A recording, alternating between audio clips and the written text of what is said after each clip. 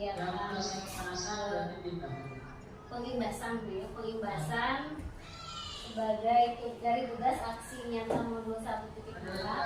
Ternyata alhamdulillah saya sudah sampai modul 1 sudah selesai. Ini modul 1 modul terakhir 1.4, karena di tiap modul itu ada beberapa sub-modul.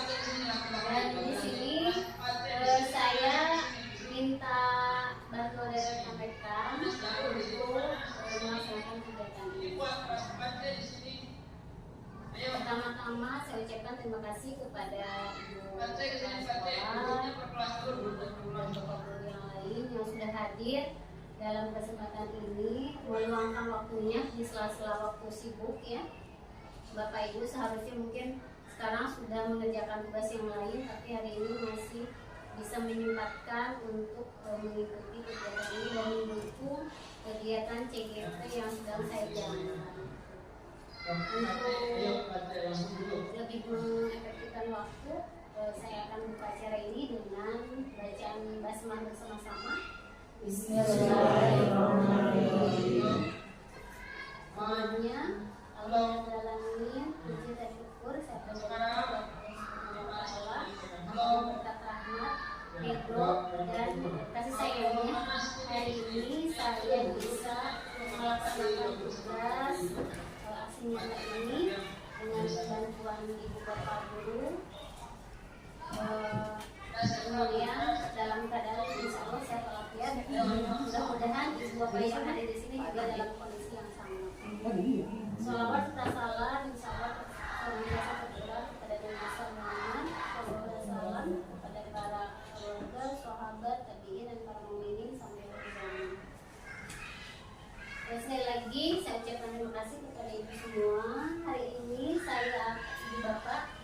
saya akan mengadakan agenda pengimbasan budaya positif di Indonesia Islamic Center, di mana acara ini, kegiatan ini adalah sebagai pengimbasan dari satu modul yang sudah saya pelajari, ya, dari modul 1.1, 1.2, 1.3 dan 1.4.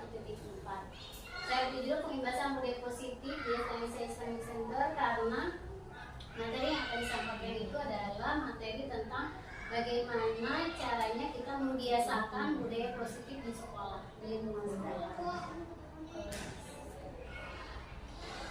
Kemudian sebelum ke budaya positif, kita akan diingatkan dulu dengan filosofi pendidikan KHD. Saya ambil 3 filosofi pendidikan KHD yang akan saya ungkapkan.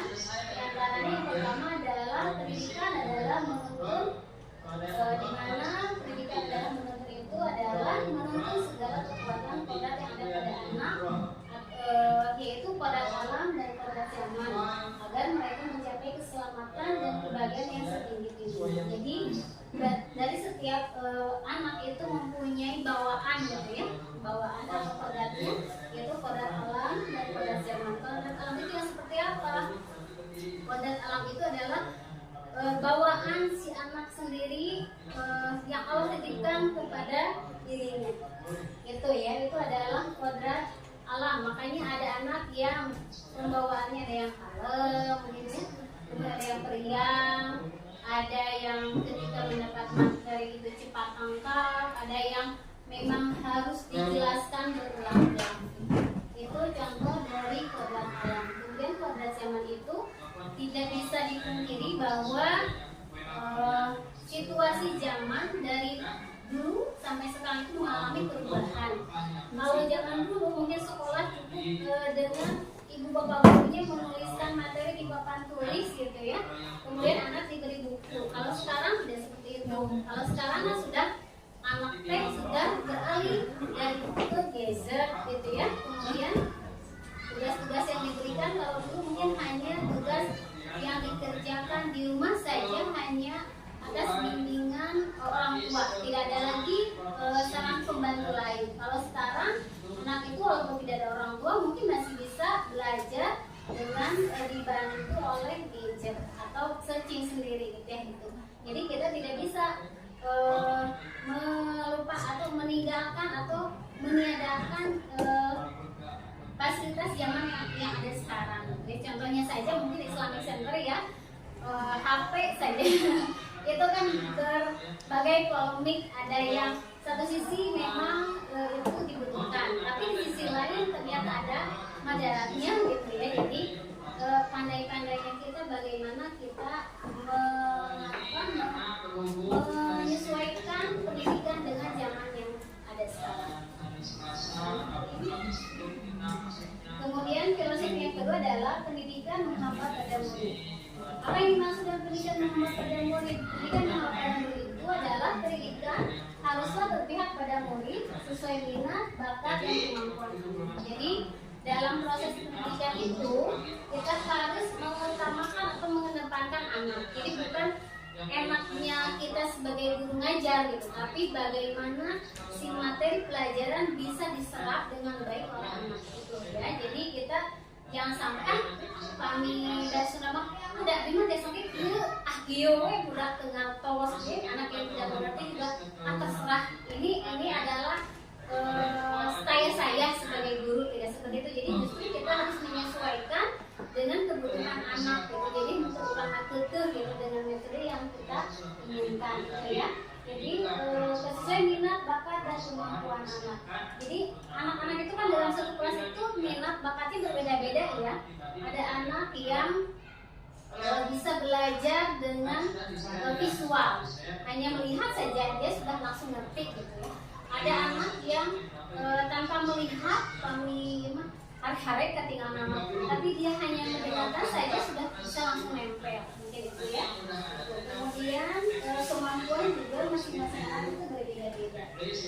Tadi sudah kemampuan sudah dijabarkan. Kemudian filosofi yang ketiga adalah guru ibarat petani. Mungkin ini ya yang kalau filosofi pertama dan kedua insya Allah sudah familiar mungkin ya.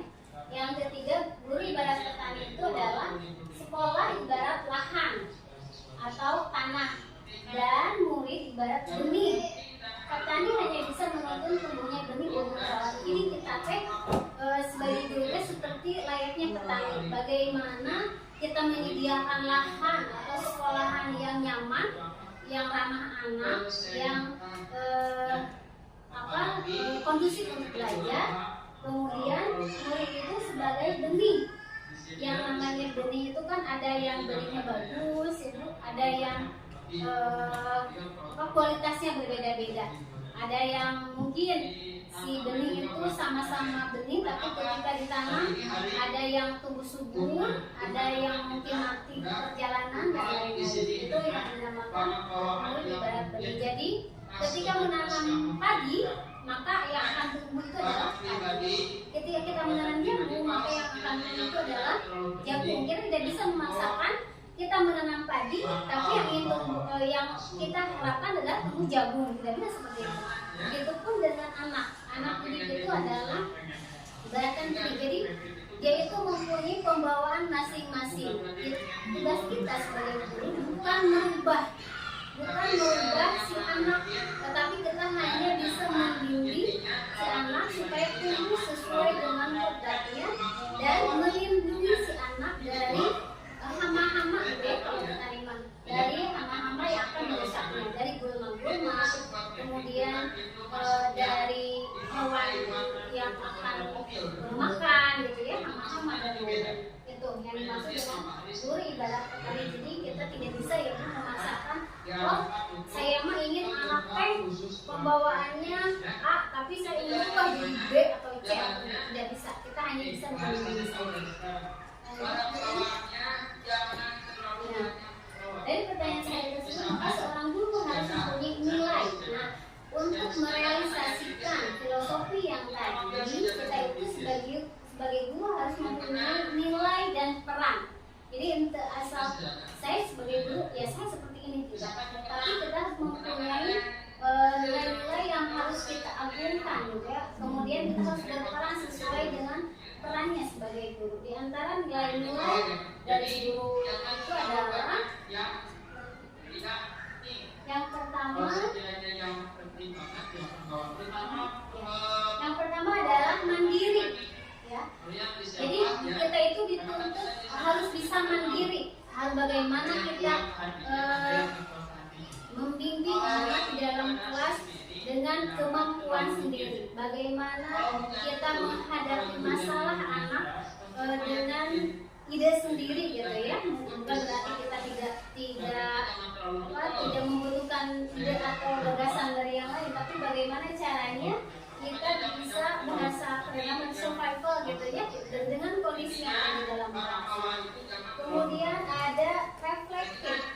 Reflektif itu adalah bisa merefleksikan keadaan, bisa merefleksikan kondisi.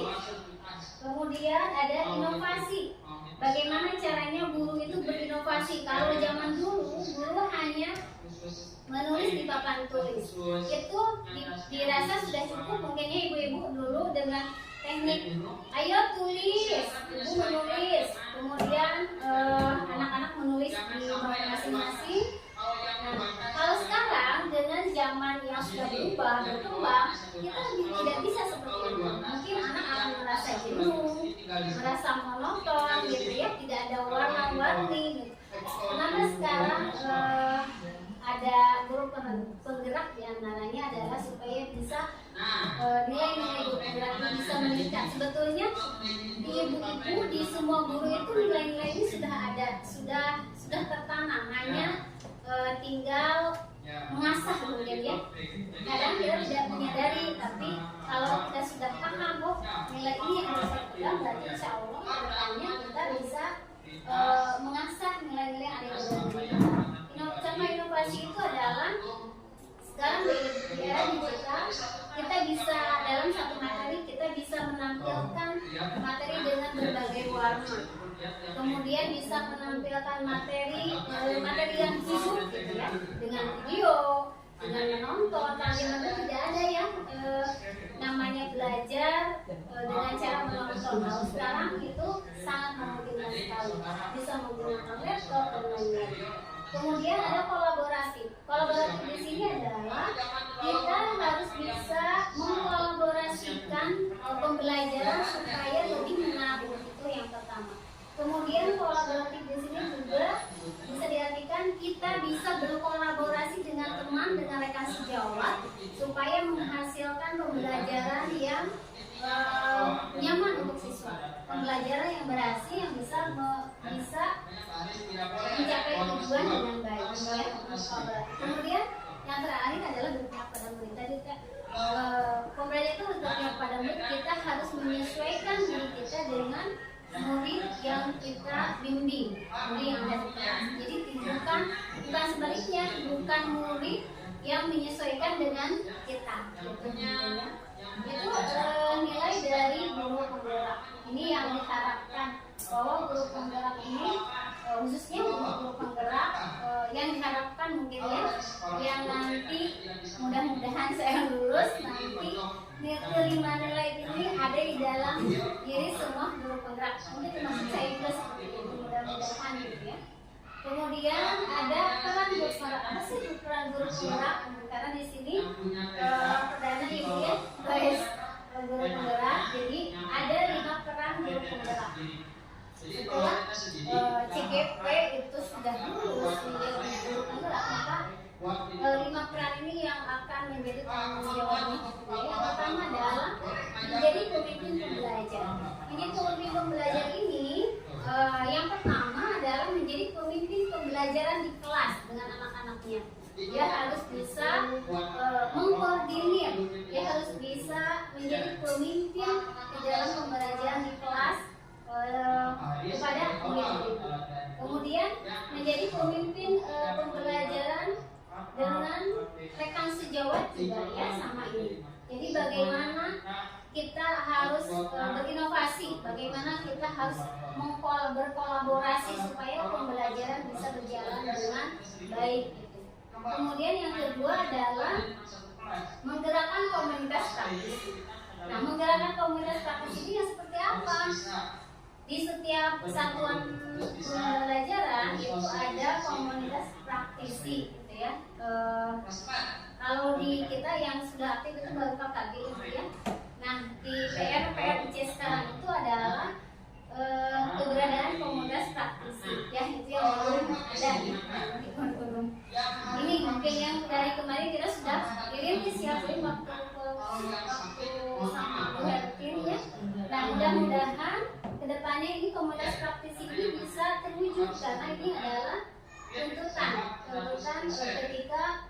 sekolah itu ingin bisa menggerakkan, maka diperlukan komunitas praktisi. Apa gunanya komunitas praktisi? Di sana komunitas praktisi itu tempat berbagi, tempat berdiskusi, tempat bertukar pikiran, bertukar pendapat bagaimana caranya pendidikan yang ada di sekolah itu bisa berhasil mencapai tujuan dengan maksimal. Kemudian menjadi coach bagi guru lain. Menjadi coach bagi guru lain itu adalah menjadi rekan, jadi menjadi rekan yang bisa memberikan contoh, gitu. Kemudian bisa berbagi, bisa membimbing, bisa berbagi ilmu, gitu. Itu contoh dari menjadi contoh bagi menjadi coach bagi guru lain. Ini ya, mungkin ini yang salah satunya. Ini adalah kegiatan pembelajaran menjadi coach sebagai guru lain. Harus banyak belajar ternyata ya, beda ketika menghadapi siswa dengan ketika kita menghadapi guru atau rekan sejawat, bahkan mungkin dengan menghadapi disaksikan oleh kepala sekolah. Kemudian poin keempat adalah mendorong kolaborasi antar guru. Tadi mendorong kolaborasi antar guru itu, jadi yang diharapkan itu sebetulnya guru penerap itu tidak hanya diam, tidak stagnan setelah mengikuti pelatihan itu diam. Jadi yang diharapkan itu adalah mempunyai peran sebagai pendorong kolaborasi. Jadi kalau misalkan si guru itu kan dari sekian guru itu pasti kemampuannya berbeda-beda, pasti minatnya berbeda-beda juga ya, sama seperti murid. Nah, bagaimana caranya supaya masing-masing kemampuan yang dimiliki oleh setiap guru itu bisa dikolaborasikan sehingga menjadi kekuatan untuk sekolah, ya, sehingga tujuan pembelajaran bisa tercapai maksimal. Ini yang diharapkan dari guru penggerak, mendorong kolaborasi antar guru. Jadi sebetulnya mungkin kalau kedepannya karena di sini selalu ada tiga calon penggerak itu, mudah-mudahan semakin kuat ya kepala ya dengan modal yang dimiliki gitu. Jadi jangan sampai mempunyai perasaan mungkin sudah jadi guru pendak, jangan sampai berpikir gitu ya, mungkin sudah jadi guru penggerak menikah begitu kerugian gitu ya. Kenapa? Mungkin ada perubahan karena kita dituntut untuk berubah, tapi bukan berarti juga kami bisa semena-mena gitu ya, tapi kita saling bertukar pikiran gitu. Kemudian yang kelima adalah mewujudkan kepemimpinan murid. Bagaimana caranya guru penggerak itu bisa menjadikan murid sebagai pemimpin, minimal pemimpin untuk dirinya sendiri, kemudian pemimpin di dalam kelas, selebihnya pemimpin di sekolah. Makanya ada ekskul-ekskul yang bisa diikuti oleh siswa, itu adalah sebagai sarana untuk mengolah sebagai sarana untuk dia berlatih menjadi pemimpin. Itu ya, ini adalah peran dari guru penggerak. Selanjutnya, nah, melalui nilai dan peran guru penggerak diharapkan mampu mendorong perubahan positif melalui visi yang disepakati warga sekolah. Nah, kalau kemarin di pertemuan sebelumnya saya membahas mengenai visi sekolah Kiai Kepala. Nah, ternyata mungkin di sini ada guru yang mau menyampaikan sebelum ditampilkan di sini, ditampilkan visi Indonesia Islamic Center. Ada yang hafal visi sekolah kita?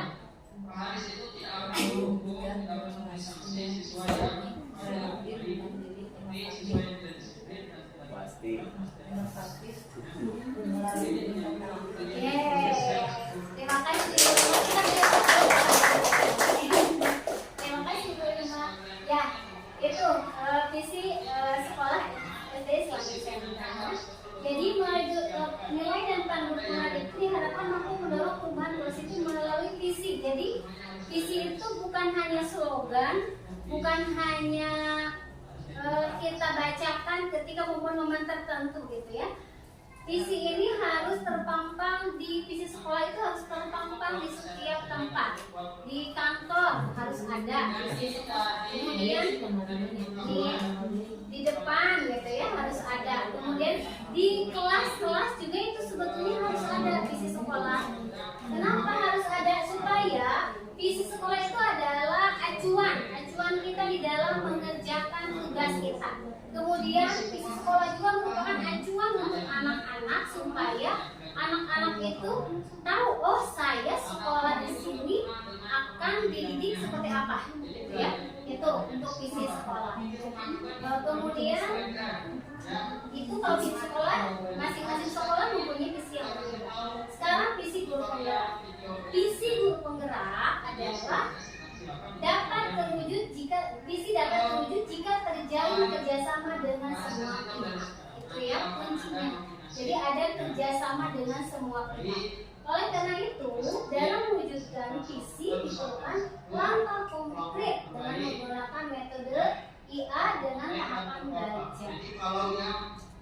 Kemudian tadi visi itu bisa terwujud kalau ada kerjasama. Jadi sehebat apapun program, sehebat apapun tujuan, kalau tidak ada kerjasama dari semua pihak itu tidak akan terwujud. Tidak ada kepala sekolah tidak mendukung program sekolah itu tidak akan terwujud. Kemudian guru juga kurikulumnya sudah bagus, program sekolah sudah bagus, tapi gurunya stagnan gitu ya, gurunya jalan di tempat, tidak bertujuan lebih atau tidak memperjuangkan visi yang dibuat oleh sekolah juga tidak akan terwujud ya.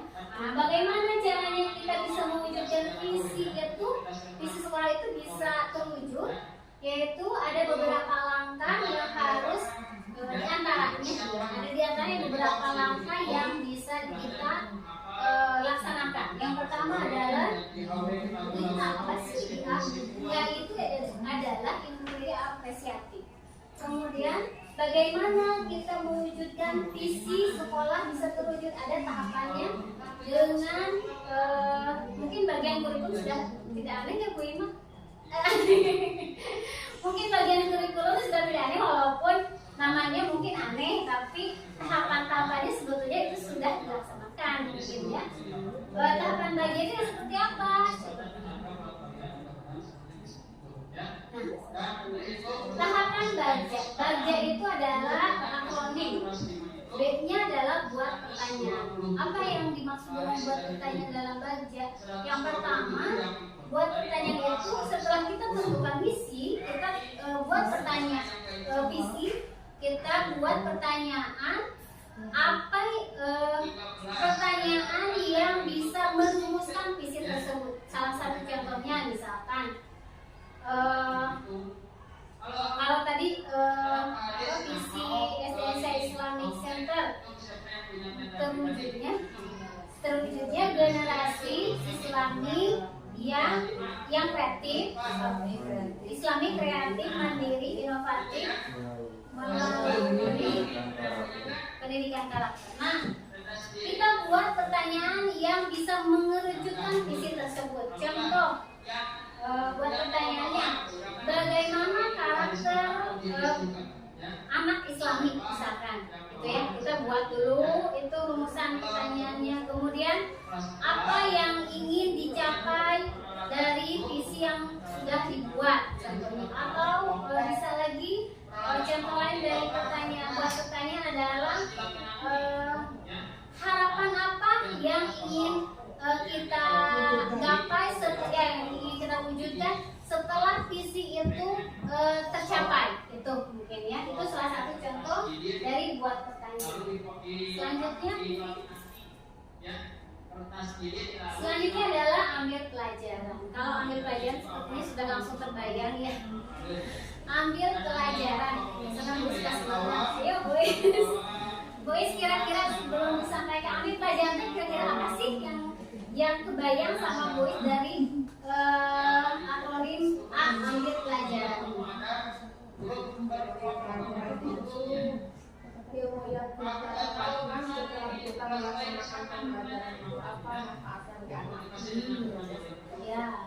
Ya, apa yang setelah pembelajaran Ya, sip. Benar. Terus Pak Nabil, coba sama dari bapak-bapak, kira-kira ambil belajar itu maksudnya apa sih? Jika dikaitkan dengan ini kan tahapan belajar itu kaitannya dengan ya perancangan visi.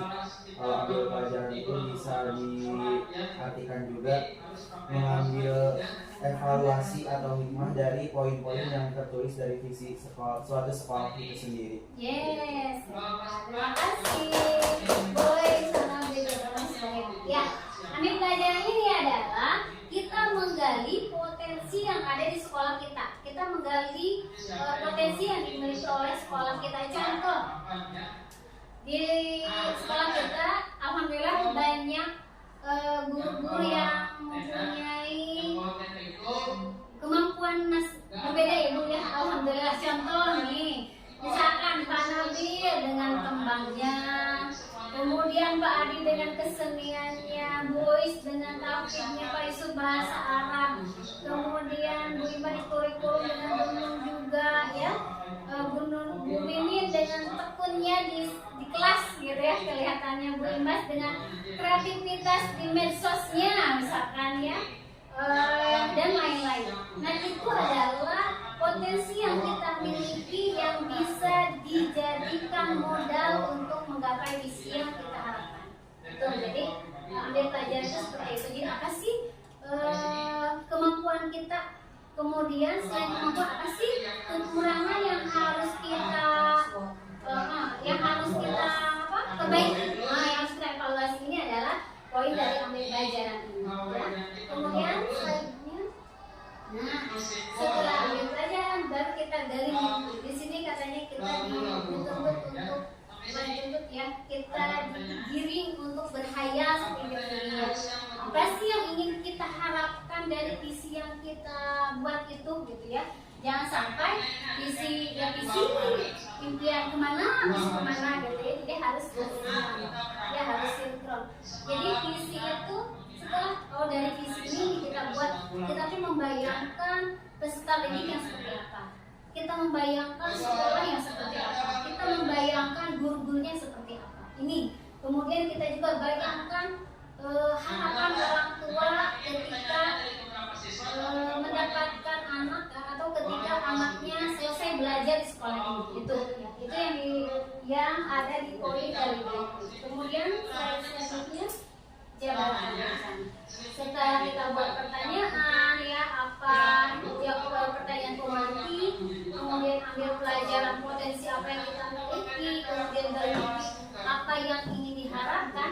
Di sini jabatan rencana sebagai eksekusi. Jabatan rencana itu adalah eksekusi. Jadi bagaimana caranya supaya mimpi yang kita harapkan bisa terwujud? Bagaimana caranya supaya potensi yang ada di sekolah itu bisa maksimal? Bagaimana caranya supaya apa yang diharapkan dari pihak sekolah dan orang tua juga anak itu bisa terwujud? Ini jabatan rencana ya. Jabatan rencana ini sebagai gambaran umum, kita akan ada program apa di sekolah kita, program-program unggulannya apa, program tambahannya apa, kemudian rencana yang akan dibuat apa. Nah, diatur eksekusi, tahapan terakhir dari bagian adalah atur eksekusi. Nah, diatur eksekusi ini lebih terperinci bagaimana caranya kita bisa menggapai tujuan yang kita harapkan. Contoh, atur eksekusi itu lebih detail. Misalkan kalau di jabatan rencana, misalkan di sekolah kita sudah dibiasakan program sholat berjamaah zuhur. Nah, diatur eksekusinya mungkin, pas program sholat berjamaah itu yang pertama ada guru yang terlibat membimbing. Kemudian ada imam sholat yang sudah terjadwal gitu ya. Kemudian bagaimana caranya anak bisa masuk ke masjid dengan tertib, bagaimana caranya anak bisa ketika masuk ke masjid dia sudah langsung memposisikan di tempat yang sesuai gitu. Ini ada di eksekusi, termasuk waktunya, termasuk tempatnya, ini sudah lebih terperinci. Oke, jadi di sini sudah ada orang yang terlibat siapa saja, kegiatannya apa saja, kemudian tujuan akhirnya apa. Ini adalah tahapan baca yang bisa dijadikan alat untuk menggapai mimpi atau visi yang kita harapkan. Kemudian dalam mewujudkan perubahan positif yang dirancang dalam visi merupakan baca diharapkan dapat terwujud disiplin positif. Ini ya poin yang intinya adalah terwujudnya disiplin positif yang akan menjadi karakter warga sekolah. Kita kan berharap ketika anak kita keluar dari SD Islamic Center itu ada ciri khas yang membedakan antara sekolah kita dengan sekolah yang lain, ya itu yang diharapkan.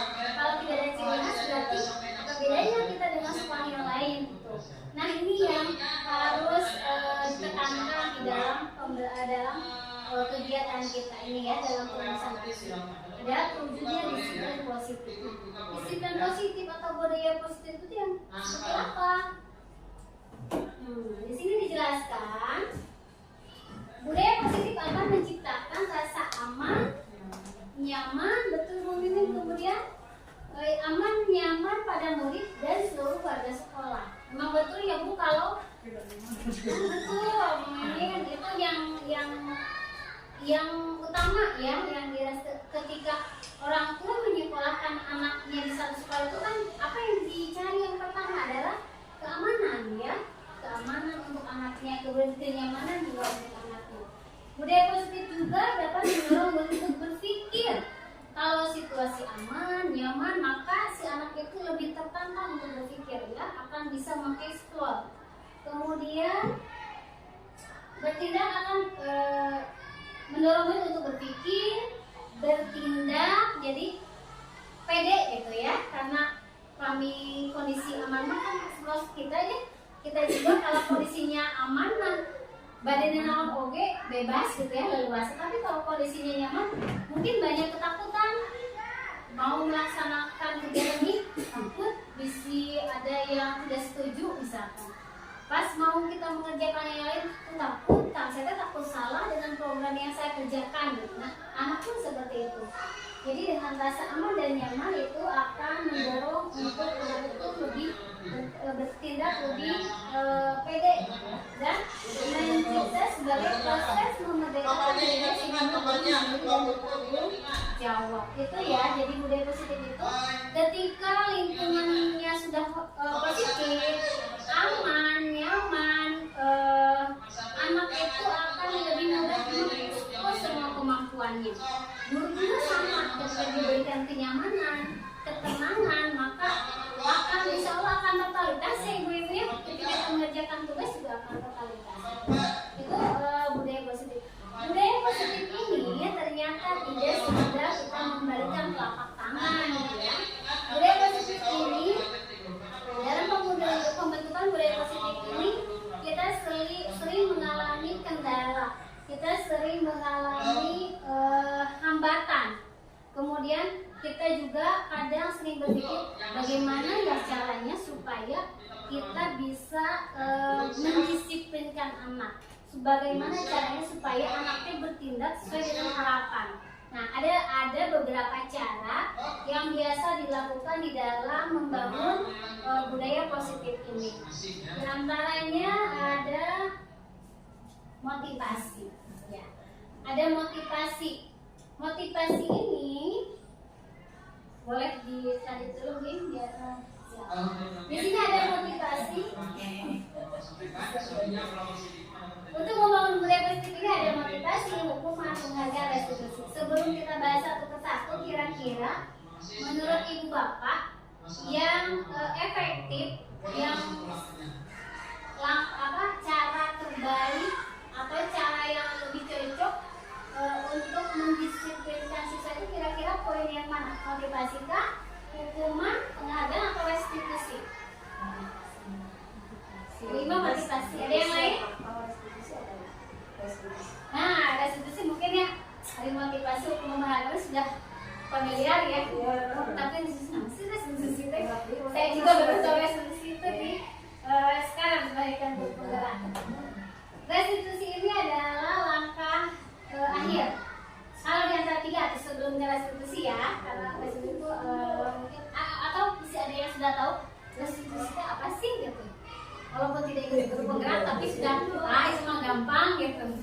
macam Ada? mungkin kalau enggak misalnya kalau berisik di kelas didenda 500. Kata Bu Ima restitusi teh ya mungkin nggak apa-apa Bu.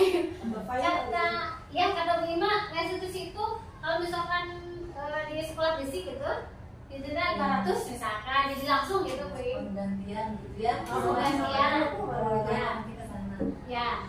Atau juga kesepakatan Kesepakatan bersama di kelas. Ganti rugi siap pasti ada. Mungkin sama ganti rugi. Ganti rugi Langsung ditolong gitu. Baru dia bertanya ya. ya bertanya itu apa sama Nino kalau gitu nanti proses hukuman itu begini. Nah, siap nanti kita bahas ya. Bu Imas ada gambaran? Bu Eva, Pak Adi, Pak Dadang, Ibu KS, gitu Bu KS. Siap. Nah, mungkin restitusi kita abaikan dulu ya. Dari motivasi hukuman dan penghargaan yang ini nih. Kira-kira yang cocok atau yang sesuai dengan pembentukan budaya positif itu yang mana gitu? Antara positif, motivasi, hukuman dan penghargaan. Kira-kira yang paling bisa diterapkan atau yang paling ampuh atau ya bahasa itu yang paling ampuh ya anaknya kudu dikumaha supaya budaya positif nanti muncul gitu. Kira-kira Motivasi boys, motivasi dan penghargaan. motivasi dan penghargaan. Ada yang hukuman? Ada? Mungkin kadang-kadang kalau cara terakhir, hukuman cara terakhir ya. Nah di sini ada dalam pembentukan budaya positif itu ada motivasi. Motivasi itu yang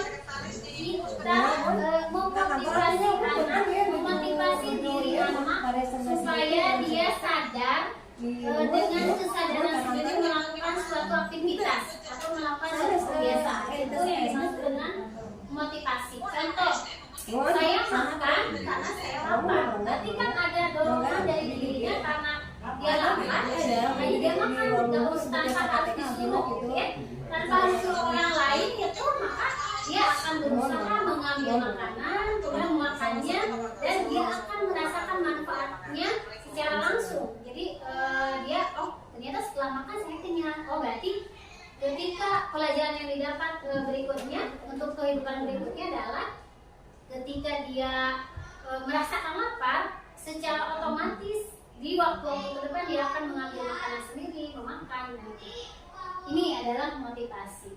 Motivasi ini itu kalau yang tadi saya sampaikan itu adalah motivasi intrinsik dari diri kita. Ada juga mungkin motivasi ekstrinsiknya. Contoh kalau anak-anak ya motivasi dari luar. Contoh kalau anak-anak makan ini ya, menu makannya kenapa? Mungkin orang tua ngasih, karena ini mengandung protein, mengandung vitamin, nanti akan bagus untuk tubuh kalian dan lain-lain. Setelah diberi pengertian, iya ternyata itu manfaatnya untuk saya sendiri, berarti saya harus makan. Mungkin itu salah satu contoh motivasi ekstrinsik. Nah ini hukuman, kalau hukuman sudah kebayang ya ibu bapak. Hukuman itu berarti kira-kira konotasinya positif atau negatif bapak ibu? Ya negatif. Ada yang positif ada yang negatif. Ibu lebih ke kalau hukuman kayaknya kalau hukuman itu ya hukuman itu negatif. Nah hukuman itu adalah tadi memang lebih ke negatif ya. Hukuman itu adalah negatif. Bedanya berarti kita tidak boleh menghukum gitu ya. Kalau kita mah termasuk saya sendiri juga berpikir kalau hukuman itu berarti ya karena seseorang melakukan kesalahan berarti kan harus dihukum gitu ya. Nah hukuman itu beda lagi ketika seseorang melakukan kesalahan kemudian bukan menembus atau ya bisa sanksinya misalkan kalau sesuai dengan apa yang kesalahan ini berbuat itu kami mungkin bisa dikatakan hukumannya hukuman positif gitu ya. Tapi kalau misalkan hukumannya misalkan ya gimana Bu? Kalau ke fisik misalnya. Nah, Jadi sebenarnya kalau kita ingin memberikan suatu hukuman, kalau menurut saya ya harus ada kesepakatan dulu. Misalnya kalau kita sepakati dalam satu kelas, kalau misalnya ada yang kesiangan, apa ya hukumannya? Gitu. Kalau tidak mengerjakan PR, apa ya tapi hukumannya bukan hukuman yang memenjarakan, istilahnya bukan hukuman yang menyakiti batin ya, terutama fisik batin, tapi hukuman yang mendidik. Tapi di sini juga tapi gimana ya, ada juga sih saya pernah menonton gitu ya, gurunya itu menghukumnya itu mendidik, tujuannya mendidik ya. Dia melakukan kesalahan, kemudian anak itu disuruh menuliskan 2 surat, kalau tidak salah 2 surat atau ya kurang lebih gitulah. Tapi makanya tapi si anak itu jadi dendam, malah jadi membunuh gurunya gitu. Saya banyak kan, karena mungkin situasi kondisi ya, seorang guru juga harus tahu situasi kondisi psikis anak tersebut. Jadi kalau saya pernah mendapatkan ilmu dari seorang pengawas ya, jadi seorang guru itu harus tahu potret anak, seperti yang pernah saya utarakan di depan pengawas itu ya. Jadi seorang guru itu harus memiliki potret anak. Potret anak itu bukan potret yang dilihat gitu ya, berupa gambar, bukan, tapi kita harus tahu latar belakang ya.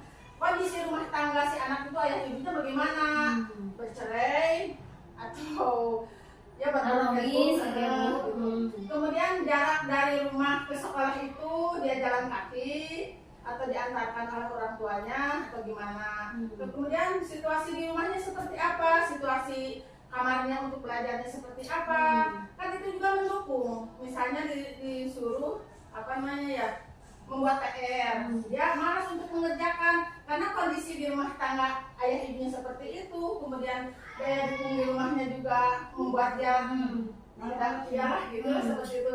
Jadi harus mengerti potret anak. Nah, saya pernah mendengar cerita dari seorang, waktu itu kepala sekolah kalau nggak salah ya, menceritakan tentang gurunya yang menceritakan kepada kepala sekolahnya, si anak itu setiap hari ke sekolah itu duduknya di pojok, kemudian murung gitu ya, diperhatikan murung gitu. Sudah seminggu baru ditanyakan sama temannya, tidak langsung ditanyakan sama anaknya, kenapa ya si A itu seminggu ini gitu ya, minggu ini sudah seminggu gitu kelihatannya murung, tidak seperti biasanya ceria.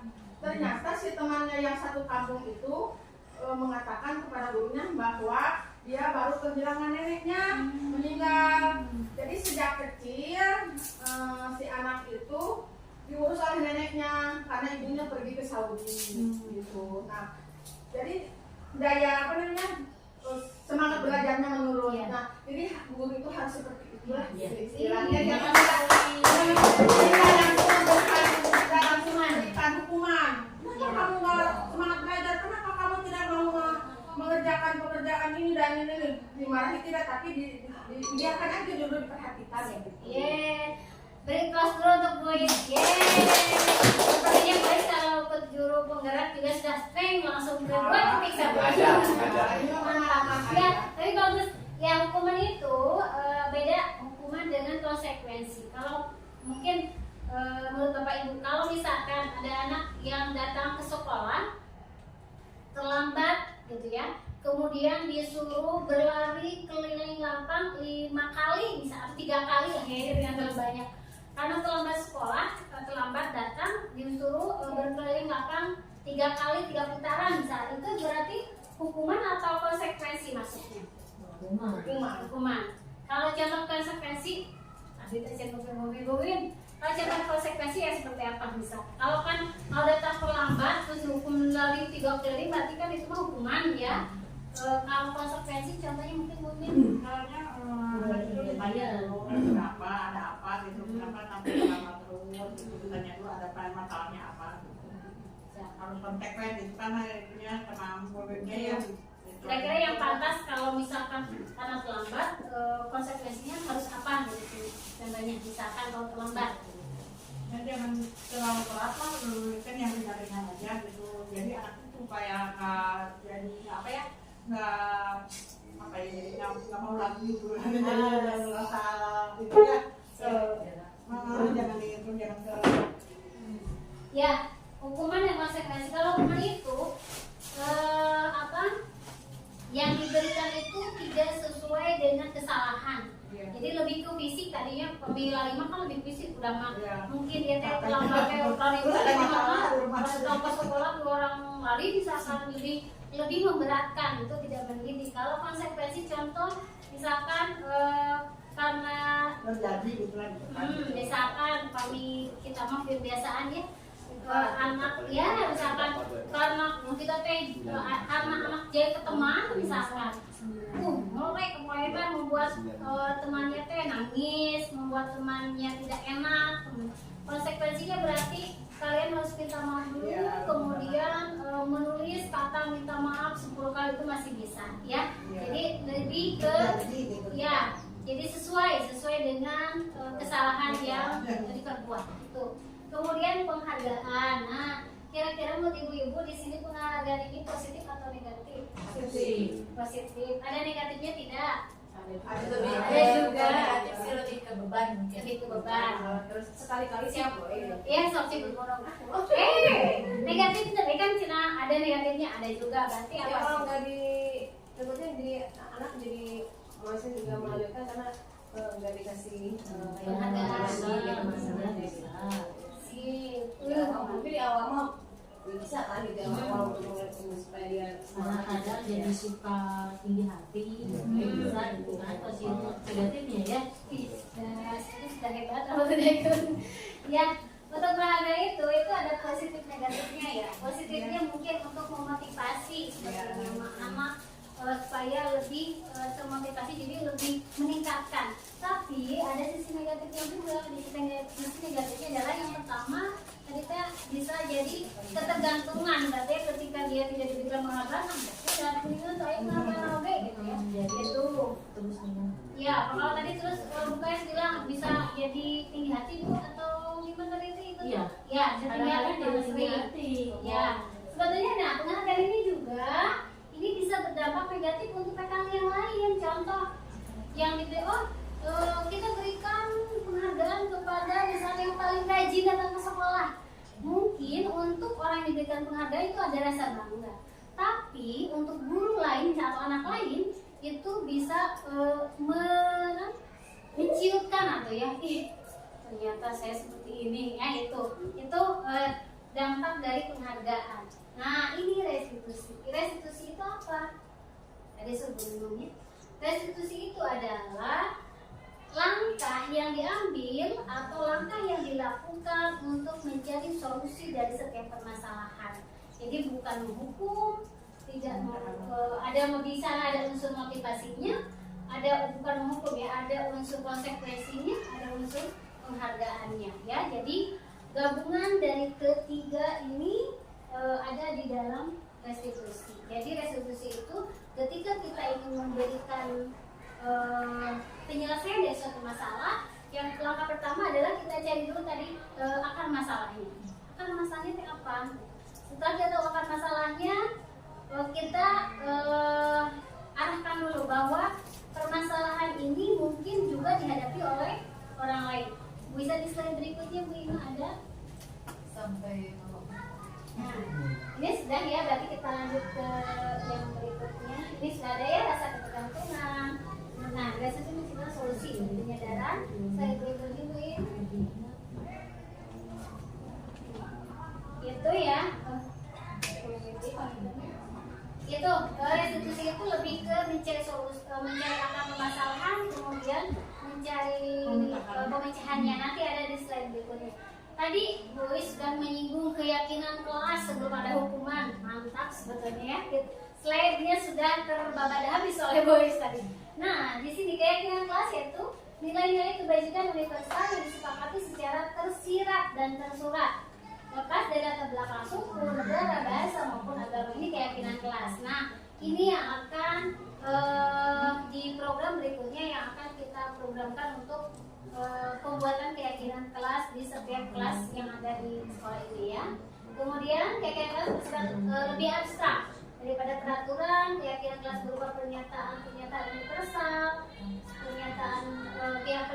keyakinan kelas senantiasa dibuat dalam bentuk positif. Jadi tidak ada keyakinan kelas yang berbentuk negatif. Contohnya, nah, tidak kata dilarang. Kalau misalkan kita akan gali dulu aturan diharapkan oleh siswa. Kita kumpulkan apa sih yang diharapkan oleh siswa itu supaya aman, kelasnya aman, nyaman. Oh misalkan Bu dilarang, biasanya apa ya? Oh misalkan dilarang main bola di kelas, misalkan itu kan konotasinya negatif ya, kan ada kata dilarang. Nah untuk keyakinan kelas kita ubah dulu menjadi ke nilai-nilai universal. Nah, jangan main bola di dalam kelas. Nah bisa ya, atau bermain bola di lapangan. bermain bola di lapangan, atau misalkan bisa kami main bola di dalam kelas, berarti maksudnya disiplin atau tidak? Ya disiplin, berarti misalkan kita ambil nilai universalnya disiplin gitu ya. Kami akan membiasakan disiplin. Jadi lebih, disiplin itu kan bukan hanya main bola gitu ya. Bisa saja ya misalkan datang ke kelas tepat waktu, kemudian pulangnya juga, istirahat juga tepat waktu, itu adalah disiplin. Jadi lebih luas nantinya kalau sudah kita buat menjadi pernyataan universal ya. Kemudian ada keyakinan saya tidak terlalu banyak, nggak sampai 20-30 ya, karena jadi anaknya gampang lupa ya kalau terlalu banyak. Lebih baik misalkan 5 saja. Disiplin, kemudian saling menghargai dan lain. Nah itu nanti akan muncul ke ranah-ranah yang lain. Kemudian keyakinan kelas sebaiknya sesuatu yang dapat diterapkan di lingkungan tersebut. Jadi keyakinan kelas itu harus yang realistis mungkin ya, jangan sampai keyakinan kelas tapi di kelas itu karena dikerjakan. Misalnya contoh keyakinan kelas Buang sampah di dalam kelas. ya itu berarti bisa kalau itu realistis. Nah berarti kalau misalkan yang tidak bisa diterapkan di lingkungan, misalkan kita harus menanam tanaman yang sangat indah, kira-kira bisa tidak ya, walaupun itu positif ya untuk penghijauan, tapi bisa tidak direalisasikan. Yang ya misalnya kan karena usia SD itu tidak begitu ya, tidak bisa mungkin untuk kalau hanya menanam bisa, tapi untuk perawatan dan lain-lain itu perlu penanganan khusus. Kemudian semua warga kelas hendaknya ikut berkontribusi dalam pembuatan keyakinan kelas. Jadi keyakinan kelas itu harus disepakati oleh semua warga kelas, bukan hanya keinginan guru saja. Kan mungkin ada rasa gitu ya, kalau zaman dulu apapun yang ada di kelas itu kan tergantung guru gitu ya, tapi tidak ada anak yang protes. Tapi kalau sekarang tidak bisa diterapkan seperti itu, makanya keyakinan kelas itu harus semuanya berkontribusi. Apa yang diharapkan anak, apa yang diharapkan guru itu harus matching ya.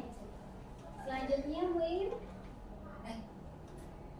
bersedia meninjau kembali keyakinan kelas dari waktu ke waktu. Jadi keyakinan kelas itu tidak stagnan, tidak mutlak dari 1 tahun gitu ya. Mungkin ya betul Bu Min. Mungkin setelah sekian bulan ternyata ini sudah aman nih, buat lagi keyakinan yang lain, ternyata ada yang tidak terakomodir di keyakinan yang ini, buat lagi keyakinan yang lain, atau misalkan ditambah, atau itu terlalu berat dikurangi bisa ya.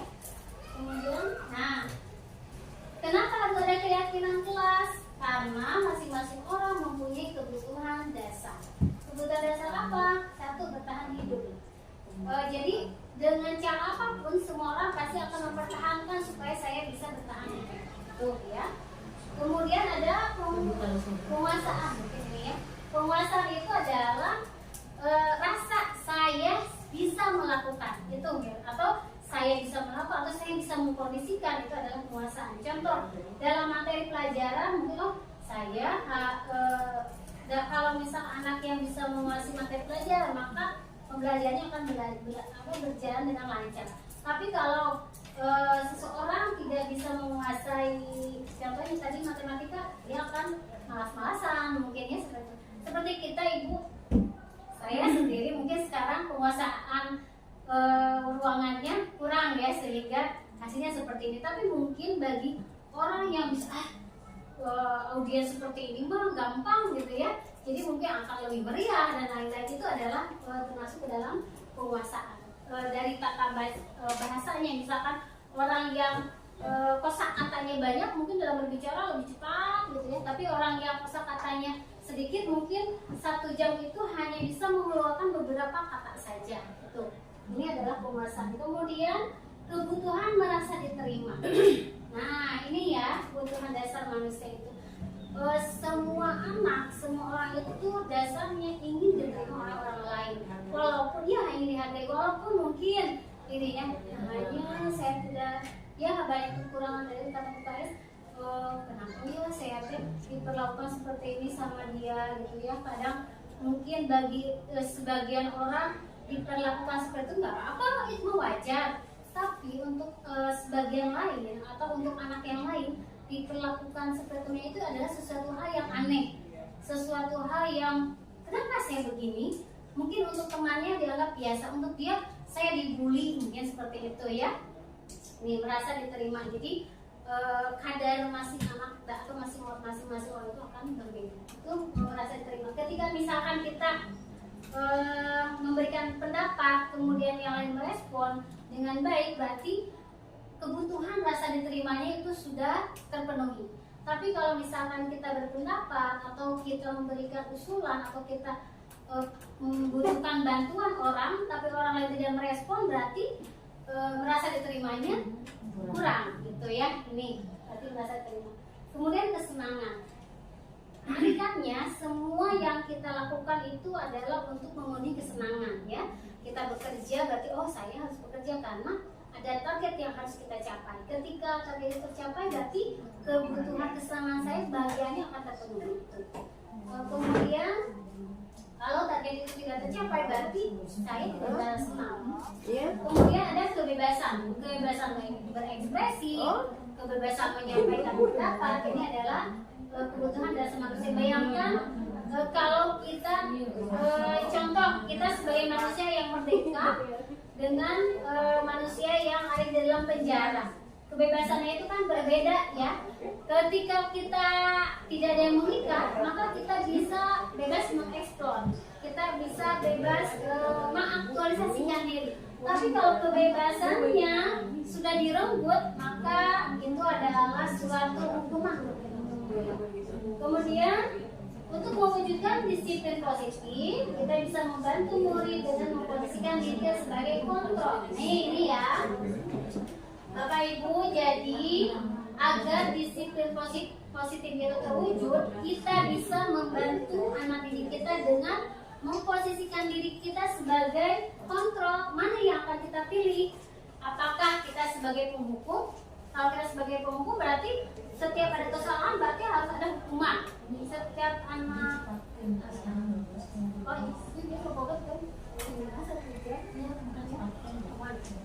ini ya penghukum mungkin.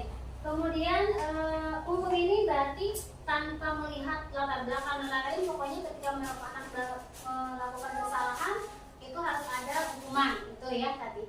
Kemudian pembuat rasa bersalah. Pembuat rasa bersalah ini adalah kita memposisikan diri kita ke anak itu bahwa kesalahan itu sepenuhnya ada di dalam diri anak. Itu pembuat rasa bersalah. Kemudian ada teman. Nah, kalau teman itu kita memposisikan diri kita dengan murid kita itu adalah sebagai teman, mitra.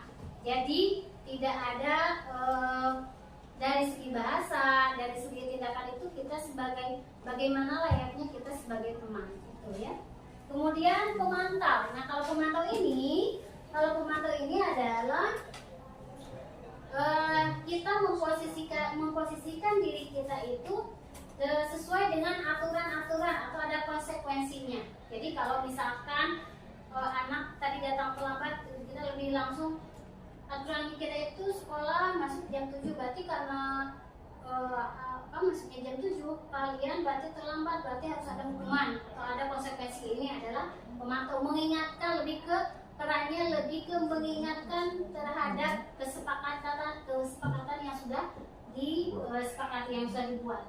Nah, ini peran terakhir adalah sebagai posisi kontrol manager. Kalau ini mah berarti sudah ideal ya, kita sudah bisa memposisikan sebagai pemimpin yang bisa menjadi teman, yang bisa menjadi pemantau, kemudian bisa menjadi mitra, tetapi dengan kepemimpinan itu permasalahan akan selesai, gitu ya. Jadi tidak tidak monoton gitu, tidak stagnan di satu permasalahan. Jadi ada bisa mencari dari satu masalah itu bisa dengan berbagai cara kita bisa mencari solusi. Ini untuk posisi manajer. Berikutnya hanya tiga lagi ya, tiga posisi ini.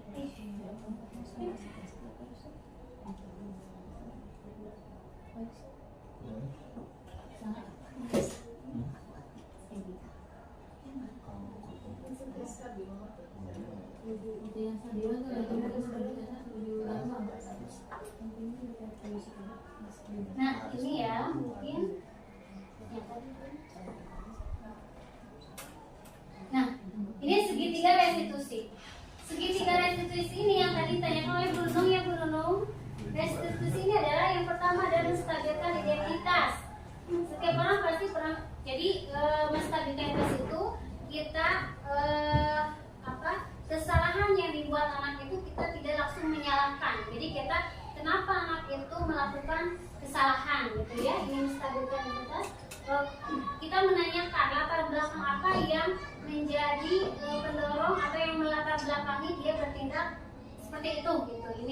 Ini adalah menstabilkan identitas. Kemudian validasi tindakan yang salah. Validasi tindakan yang salah di sini adalah cara yang lebih efektif untuk mendapatkan apa yang kamu butuhkan. Contoh misalkan saya jahil ke teman saya, misalkan melempar sepatu biasanya ya, misalkan saya melempar sepatu teman, kesalahannya. Terus kita harus menstabilkan kenapa dia melempar sepatu. Kalau alasannya saya kesal karena dia misalkan ngata-ngatain orang tua saya misalkan. Nah kita harus mengambil pelajaran, oh ternyata kesalahan anak itu teh wajar, sesuatu hal yang wajar. Kita juga ya Bu, kalau diperlakukan tidak adil kan kesal gitu. Nah kita teh harus mengakomodir bahwa kekesalan, kemarahan, itu kekecewaan itu adalah sesuatu hal yang wajar, yang manusiawi. Itu kita harus netralkan dulu di sini. Setelah dinetralkan, kita bantu mencari solusi di tahap menanyakan keyakinan. Jadi sebetulnya kalau kita kesel, bisa tidak kesalahan kita diarahkan ke hal yang lebih positif. Kemarahan kita bisa tidak diarahkan ke hal yang lebih positif. Ini ya. Tadi Bu Nunung yang dimaksud dengan restitusi seperti ini ya tahapannya. Ya siap, nanti slide-nya dibagikan. Berikutnya ya, ini contoh restitusi yang sudah saya jalankan di kelas.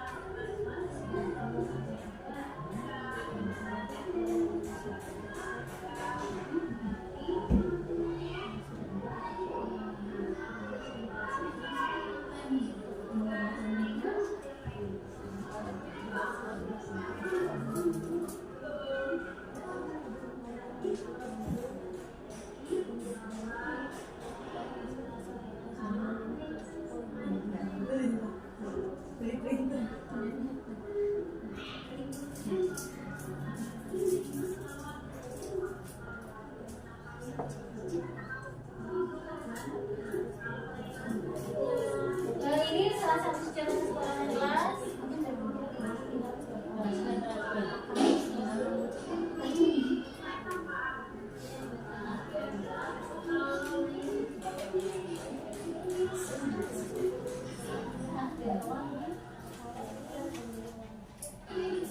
Nah, ini contoh yang lain ya, permasalahan yang dihadapi.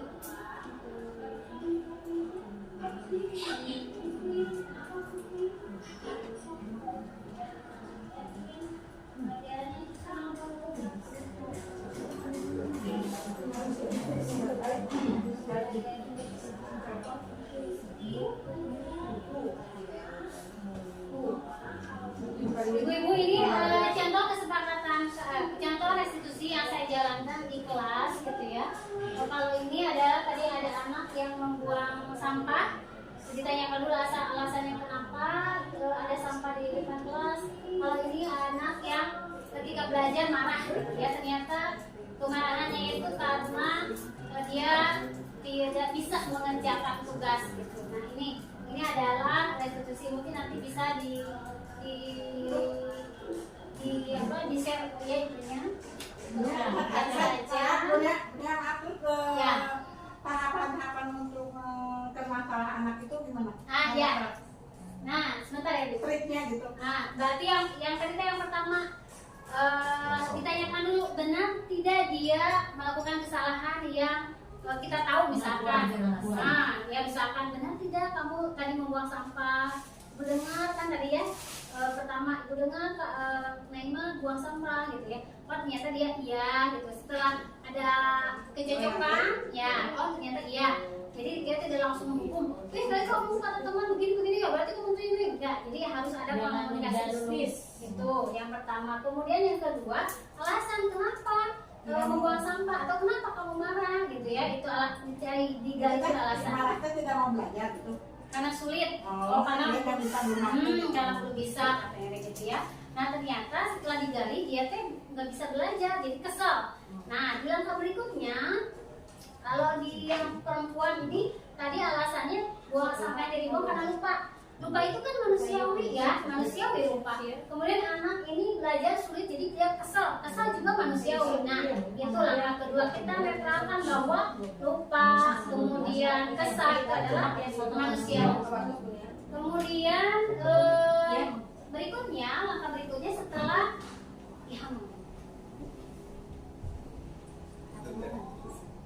berikutnya setelah itu kita netralisir ya, kemudian kita carikan solusi.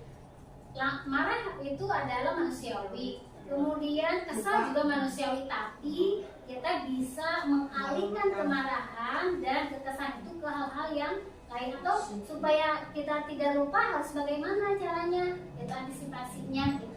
Itu yang Bu Mimin ya. Jadi yang tadi segitiga restitusi. Nah ini adalah umpan balik setelah saya melakukan restitusi dalam dua permasalahan yang berbeda. Assalamualaikum warahmatullahi wabarakatuh. Saya Naima, kelas 5B dari SD Islamic Center. Saya merasa senang karena saya tidak dihukum, tetapi saya diingatkan untuk tidak membuang sampah di dalam kelas lagi. Saya merasa senang karena saya tidak dihukum saat saya melakukan. Assalamualaikum warahmatullahi wabarakatuh. Tetapi saya diingatkan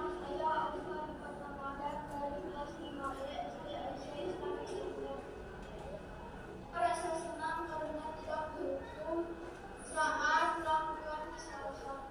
Tetapi saya diberitahu dengan cara yang baik.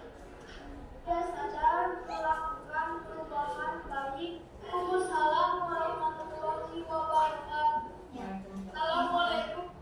Ya ini ya, jadi kita juga jangankan anak-anak ya Bu, kita juga pasti kita pernah merasakan pernah berbuat salah, pernah lupa. Itu adalah memang manusiawi, itu memang fitrah kita. Terus ketika kita melakukan salah, kalau diingatkan dengan cara yang tidak baik, justru betul, nanti akan dendam. Apalagi kalau diingatkannya di hadapan umum, misalnya di depan orang lain, berarti kan kita merasa harga diri kita teh jatuh gitu ya. Kita merasa kehormatan kita teh turun gitu. Makanya efeknya akan dendam, akan bukan malah berbuat baik, justru mungkin pada sunatan bakal ngajakkan gitu ya gitu. Tapi ketika kita diingatkan dengan cara yang baik-baik, kemudian diingatkannya juga tidak di hadapan umum, maka kita teh akan sadar sendiri bahwa itu adalah kesalahan yang harus diperbaiki. Anak-anak pun seperti itu. Ternyata anak-anak itu lebih suka diingatkan dengan cara yang baik-baik, kemudian tidak langsung ditegur di hadapan teman-teman gitu ya, tidak seperti itu. Ini adalah fungsi dari restitusi untuk menanamkan nilai positif atau budaya positif yang ada di lingkungan sekolah kita, supaya kesadaran akan perubahannya itu betul-betul dari dalam dirinya, motivasi intrinsik yang muncul. Kemudian refleksinya, Sejauh mana pemahaman Anda tentang konsep-konsep inti yang telah Anda pelajari di murid ini? Dari konsep-konsep yang sudah dipelajari di modul 1 sampai 1/4, alhamdulillah. Nah, di sini ada pembelajaran yang saya pelajari, utamanya adalah yang pertama disiplin positif dan kebajikan universal yang tadi sudah dibahas. Kemudian hukuman, penghargaan, dan restitusi. Keyakinan kelas tadi sebetulnya keyakinan kelas ini mungkin sudah dilaksanakan di kelas masing-masing, hanya saja namanya yang berbeda mungkin ya. Ini keyakinan kelas. Kemudian kebutuhan dasar manusia dan dunia berkualitas. Kemudian posisi kontrol. Saya tahu saya harus memposisikan itu sebagai apa gitu. Kemudian segitiga restitusi yang tadi segitiga yang digunakan untuk mencari solusi dari berbagai permasalahan yang ada. Kemudian tadi penjabarannya sudah dilanjutin. Nah, perasaan yang timbul ketika mempelajari modul ini dan perubahan yang akan dilakukan untuk perbaikan. Yang pertama saya merasa senang ya, ternyata setelah belajar itu, saya mengetahui bagaimana cara terbaik dalam membantu murid atau siapapun itu, baik murid, kemudian mungkin kedepannya rekan sejawat, gitu, kemudian keluarga juga yang sedang bermasalah, saya harus bersiap seperti apa gitu ya. Mudah-mudahan itu membekas dalam diri saya. Kemudian sebelum belajar saya menghadapi itu dengan memposisikan sebagai teman atau pemantau. Rata-rata itu ya, kita memposisikan sebagai teman atau pemantau. Kemudian saya juga dalam menemukan kebajikan selalu memberikan reward. Mungkin ya yang saya rasakan itu kita memberi bintang ketika anak melakukan hal yang positif, kita beri bintang. Kemudian ketika anak melakukan kesalahan, bintangnya kita ambil 1, misalkan ternyata ini adalah salah ya.